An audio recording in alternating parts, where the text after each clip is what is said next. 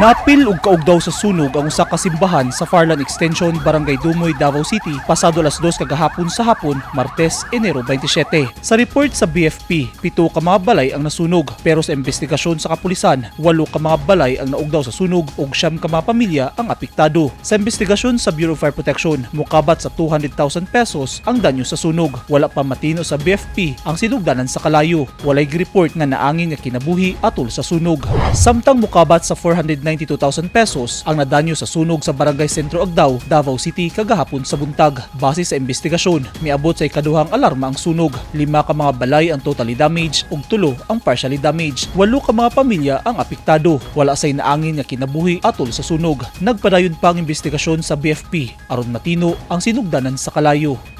Eugene Hinutan, Newsline Philippines. Stay safe.